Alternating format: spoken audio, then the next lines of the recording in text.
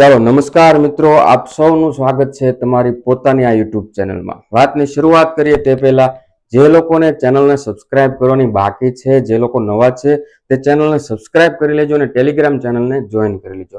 અવિરત મિત્રો 1 થી લઈને 2 વર્ષ સુધી મિત્રો આપણો બધાનો સાથ સહકાર રહ્યો છે અને ધીરે ધીરે એકબીજાના સાથ અને સહયોગથી મિત્રો આપણે આગળ વધી રહ્યા છીએ. ત્યારે હાલ મત્સ્ય અધિકારીની જે છે મિત્રો પરીક્ષા જે છે એકદમ નજીક આવીને ઊભી રહી ચૂકી છે. ત્યારે 1 થી 2 પ્રશ્નો એવા છે મિત્રો જે કોમન છે, જે આપણે થોડા એવા ટૂંક સમયમાં 5-6 મિનિટનો મિત્રો સમય લેશું અને એ સમજવાનો પ્રયત્ન કરશું. સૌથી પહેલો પ્રશ્ન છે કે સર ટૂંકા સમયની અંદર કરંટ અફેર્સ કેમ કરવું? કરંટ અફેર્સ ટૂંકા સમયની અંદર કેમ કરવું? તો સૌથી પહેલા તો અહીંયા જે હું આ પ્રશ્ન ડિસ્કસ કરું ને મિત્રો, એટલે અહીંયા 3 કેટેગરીના સ્ટુડન્ટ આવે. એક કે જે રૂટીનમાં ડેઈલી ટુ ડેઈલી અથવા તો દરેક મહિનાના એન્ડમાં આખા મહિનાનું કરંટ અફેર્સ કરી લેતા હોય છે મિત્રો, બરોબર છે. એક એવા સ્ટુડન્ટ આવે છે, એક એવા આવે છે કે જે કરંટ કરે છે બટ ઠીકઠાક કરી લે છે, બરોબર. છેલ્લા 6 મહિનાનું એક્ઝામ કોઈ પણ આવે એટલે છેલ્લા 6 મહિનાનું 4 મહિનાનું 5 મહિનાનું કરંટ અફેર્સ વાંચી લેતા હોય છે. અને એક એવા સ્ટુડન્ટ છે કે જેમણે કરંટ અફેર્સ કર્યું જ નથી, એવા સ્ટુડન્ટ છે કે એમનો પણ પ્રશ્ન છે કે ટૂંકા સમયની અંદર કરંટ અફેર્સ કેમ કરવું? હવે મિત્રો હું આ બધાને સરખા સાપેક્ષે રાખીને પ્રશ્નનો જવાબ મિત્રો તમને આપવાનો પ્રયત્ન કરીશ.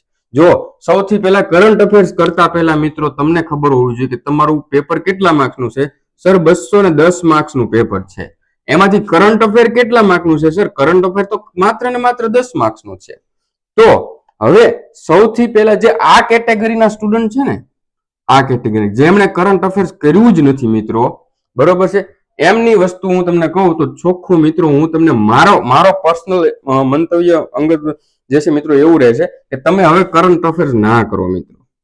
કારણ કે કરંટ અફેર એક દરિયો છે મિત્રો. એ કઈ 2-5 પેજની વસ્તુ નથી કે તમે વાંચો ને પૂરું થઈ જાય, કે નથી એનો કોઈ સિલેબસ કે આટલાથી આટલાની અંદર જ કરવાનો રહે મિત્રો. સમજાય છે? તો તમે અત્યારે હવે કરંટ અફેર્સ કરવા જાઓ 10 માર્ક્સ માટે મિત્રો, કરંટ અફેર ખરેખર જોઈએ તો ઓછામાં ઓછું મિત્રો કરંટ અફેર્સ તમારે 5 થી લઈને 6 મહિનાનું મિત્રો કરવું જોઈએ. આ આઈડિયલ છે, બરોબર. આદર્શ રીતે જોઈએ તો 1991 પછીનું મિત્રો બધું જ કરંટ અફેર્સ કહેવાય છે. બટ આપણે એક્ઝામના પર્પઝમાં મિત્રો છેલ્લા 5 થી 6 મહિના અથવા તો 1 વર્ષ સુધીનું કરંટ અફેર્સ કરતા હોઈએ છીએ.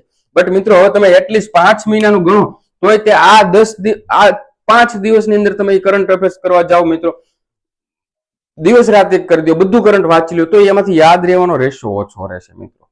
સમજાય છે? તો હવે મિત્રો તમે આ કરંટ અફેર્સના 10 માર્ક્સ છે એની જગ્યાએ મિત્રો તમારો જે આ 200 માર્ક્સનો સિલેબસ તમે કર્યો છે મિત્રો, એને રિવિઝનમાં સારો એવો ટાઈમ આપો તો વધારે અનુકૂળતા રહેશે. જે નવા વિદ્યાર્થીઓ છે જેમણે કરંટ અફેર્સ નથી કર્યું અને હવે કરવા જઈ રહ્યા છે એ મિત્રોને મારું કહેવું છે કે તમે કરંટ અફેર્સ ના કરો મિત્રો.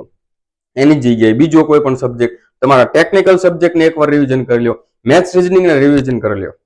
120 ને 60 180 માર્ક્સનું તો એ જ થઈ ગયું. બાકી 10 નું બંધારણ ને 10 નું ઇંગ્લિશ ગુજરાતી કોમ્પ્રેહેન્સિવ. સમજાય છે મિત્રો? તો મારું કહેવાનું એટલું જ છે કે જો નથી કર્યું તો હવે ના કરો, બરોબર છે. જો નથી કર્યું તો હવે મિત્રો તમે કરંટ અફેર્સ ના કરો. હવે મિત્રો અમુક જે સ્ટુડન્ટ એવા છે કે જેમણે જે દરેક એક્ઝામની આગળ 4-5 મહિનાનું કરે છે, તો મિત્રો એ વ્યક્તિઓને ખાસ જણાવવાનું કે તમે જો છેલ્લા 5-6 મહિનાનું કર્યું છે તો બસ માત્ર એને રિવિઝન કરી લ્યો. વધારે કરંટ કરવાની જરૂર નથી. 5 મહિનાનું કર્યું હવે વર્ષ દિવસનું કરી લે, પણ હવે સમય નથી મિત્રો. ખરેખર આ ફિશરીઝ ઓફિસરની એક્ઝામમાં સમયની જે છે મિત્રો જે ઘટ જે પડી છે એ દરેક સ્ટુડન્ટને પડી જાય. અને દરેક જો કે બોર્ડ વાળા તો તૈયાર જ હતા એમની રીતે કે ભાઈ અત્યારે એક્ઝામ આપી દઈશું તો આપણે પેપર કાઢી લઈશું થી લઈને બધી વસ્તુ, બરોબર. બટ તમે આટલું કરો. અને જે લોકો રૂટીન કરે છે એમની તો પ્રશ્ન નથી. હવે શેમાંથી કરંટ કરવાનું? જો જે લોકો કરે છે, બરોબર, અથવા તો જેમને ખરેખર એમ છે કે નહીં સર અમારે જેવી તેવી તો નજર કરી જ લેવી છે, તો મિત્રો કરંટના ઘણા બધા સોર્સ છે. એક આઈસીઈ રાજકોટ, બરોબર, બીજું છે યુવા ઉપનિષદ, બરોબર, અને એ સિવાય પણ મિત્રો બીજા 1-2 છે. બટ આઈસીઈ રાજકોટ કરો તો વધારે short and sweet current affairs હશે. બાકી યુવા થી લઈને બીજા કોઈ પણ વર્ડ ઇન બોક્સ લઈ લો, આ બધા થોડા ડિટેલમાં આવશે મિત્રો. ડિટેલમાં જ કરવા જોઈએ, બટ સમય નથી મિત્રો તમારી પાસે. ત્યારે ટૂંકું ટચ સરસ લખાણ સાથે મિત્રો આઈસીઈ રાજકોટનું કરંટ અફેર્સ તમે કરી શકો છો, બરોબર છે. ત્યારબાદ મિત્રો આપણે આગળ વાત કરીએ, બરોબર. તો મિત્રો આવી રીતે તમે આટલી વસ્તુ જે છે કરી શકો છો. બાકી કરંટમાં મિત્રો વધારે સમય હવે આપવાની જરૂર છે નહીં મિત્રો. ત્યારબાદ આપણે કરંટ અફેર્સ તો પૂરું થઈ ગયું મિત્રો. બંધારણની અંદર મિત્રો વાત કરીએ આપણે, બરોબર. બંધારણ પણ 10 માર્ક્સનો છે. તો શું સર એને પણ સ્કીપ કરવું જોઈએ? ના ભાઈ ના, એને તો સ્કીપ ના જ કરવું જોઈએ.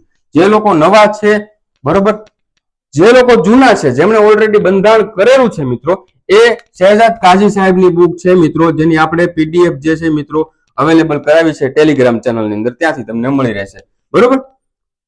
તો મિત્રો એ લોકો ખાસ થિયરી વાંચી લે, બરોબર. શહેજાદ કાઝી સાહેબની બુક જે છે મિત્રો આની અંદર વાંચીને જાય. જેમાં આપણા લેક્ચર કર્યા છે મિત્રો, એમને પણ ખાસ કહેવાનું મારે કે કાઝી સાહેબની બુક વાંચીને જાજો.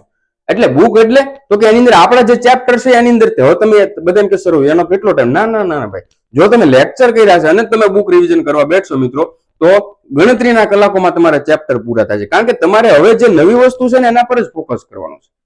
સમજાય છે? એ સિવાય મિત્રો બધા અનુચ્છેદ જે છે, અનુચ્છેદ બધા જેટલા આપણા સિલેબસની અંદર જે 8-10 ટોપિક આપ્યા છે એ બધાના અનુચ્છેદ તમને આવડવા જોઈએ. જો ભાઈ બધી એક્ઝામનું લેવલ અલગ અલગ હોય, જેમ કે ફોરેન્સિકની જે આટલી બધી એક્ઝામ હતી, કોઈમાં બંધારણ અઘરું પૂછી લીધો, કોઈમાં સીધા બેઠા અનુચ્છેદ પૂછી લીધા. હવે એટલીસ્ટ એવું બની શકે કે આપણને ટ્વિસ્ટ કરેલો પ્રશ્ન ના આવડે, બટ અનુચ્છેદ તો આવડવો જ જોઈએ ને, હે ને? હા સર, અનુચ્છેદ તો આવડવો જ જોઈએ. તો બંધારણની અંદર મિત્રો લેક્ચર્સ કરી લો. જો રિવિઝન માત્ર રિવિઝન જ કરવું છે તો લેક્ચર કરી લો. ડિટેલમાં થોડુંક જાવું છે, ટ્વિસ્ટ થયેલા પ્રશ્નોની સામે લડવી શકવું છે તો મિત્રો થોડુંક શહેજાદ કાઝી સાહેબની બુકની અંદર થિયરી વાંચી લ્યો. અને મિત્રો અનુચ્છેદ જે છે એ મિત્રો ખાસ ભૂલ્યા વગર કરી લેવા જોઈએ, બરોબર. હવે ફિશરીઝ ઓફિસર હોય કે સિનિયર સાયન્ટિફિક, આ બધામાં પર્યાવરણને લગતા બંધારણના અનુચ્છેદ પૂછાય છે. તો આપણને ખબર છે કયા રાજ્યનીતિના માર્ગદર્શક સિદ્ધાંતોની અંદર મિત્રો આ વસ્તુ આવે છે, બરોબર. મૂળભૂત હકોની અંદર આવે છે. તો એનો કયો અનુચ્છેદ જે છે પર્યાવરણને રિલેટેડ છે એ ખાસ મિત્રો આપણે યાદ કરી લેવાનું રહેશે. કારણ કે એમાંથી જ આવી શકે છે. સમજાય છે? એમાંથી જ આવી શકે છે. અને એ સિવાય મિત્રો જનરલ વસ્તુ તો આપણે કરીને જ જવાનું છે. હવે મિત્રો વસ્તુ કેવી છે કે આપણે વાત થઈ હતી એ પ્રમાણે કે એક આપણે mock test, final mock test જે છે, ફાઇનલ પેપર જેવી મિત્રો મોક ટેસ્ટ આપણે જે અવેલેબલ કરાવવાના હતા, બરોબર. તો એના માટે આપણે ડેટ નક્કી કરવાનું, તો બધાનો મેસેજ આવ્યો કે 12 તારીખ રાખજો આપણે. એટલે આવતીકાલે મિત્રો આપણે ફાઇનલ મોક ટેસ્ટ રાખીશું મિત્રો, અને મેક્સિમમ લોકો એ જે છે આપવાની છે મિત્રો, ભૂલાય નહીં. ખાસ એટલે ખાસ મિત્રો ધ્યાન રાખવાનું છે, બરોબર છે. તો બંધારણ અને કરંટ અફેર્સ એની અંદર મિત્રો તમારું કન્ફ્યુઝન સોલ્વ થઈ ગયું. ગુજરાતી ઇંગ્લિશમાં કોઈ પણ પ્રકારનું કન્ફ્યુઝન છે જ નહીં. ફકરા વાંચીને જવાબ દેવાના છે, પૂરું થઈ ગયું. તો આ 30 માર્ક્સની અંદર મિત્રો સારા એવા મેક્સિમમ માર્ક કવર કરવાનો પ્રયત્ન કરવાનો. બાકી કરંટમાં કપાય તો કોઈ વાંધો નહીં. એની જગ્યાએ તમે 200 માર્ક્સની વસ્તુ જે છે એમાં રિવિઝન મારીને તમે 2 માર્ક 5 માર્ક વધારી શકો છો. સમજાય છે મિત્રો? હા સર સમજાય છે. તો બધાને બેસ્ટ ઓફ લક. તમારો જે કાંઈ પણ પ્રશ્ન છે મિત્રો કમેન્ટ્સમાં લખો, હું બધાને જવાબ આપીશ. ફરજિયાતપણે આ વિડીયોમાં આપીશ, દરેકમાં નથી આપીશ. આની પહેલાના વિડીયોમાં બધાને આપ્યા છે અને અત્યારે પણ મિત્રો આપીશ, બરોબર.